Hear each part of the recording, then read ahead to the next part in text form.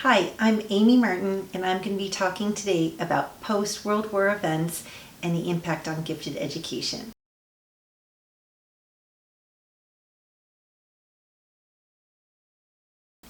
In 1957, the Soviets launched Sputnik, and this was the first man-made object into space and caused a crisis for the American public because now at this time we were seen as losing the space race and behind in technological advances.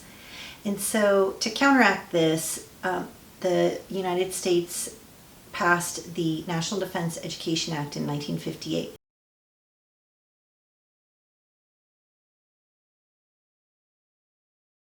And this provided $1 billion in funding for STEM programs, advanced curriculum, and the focus at that time was on math, science, and increased gifted services, and then this led to an increase in IQ testing as well.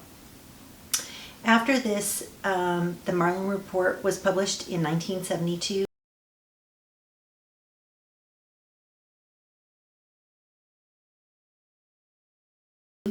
And this was a report that studied the effectiveness of education, and it also reported on 6 areas of giftedness, and it created a national definition of what it meant to be gifted.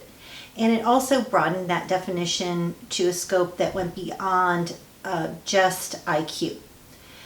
And then later on in 1988, the Jacob Javits Gifted and Talented Student Education Act was passed.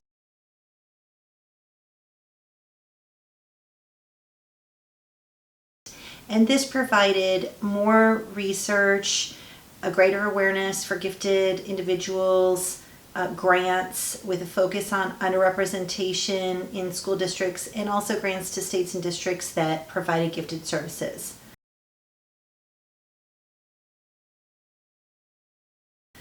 So some philosophical and historical perspectives go back to the time of Plato, where he was a philosopher that advocated for differentiation in instruction. And constructivism is also a theory of learning that was founded on the theories of Piaget, and this is a theory that lends itself to gifted best practices.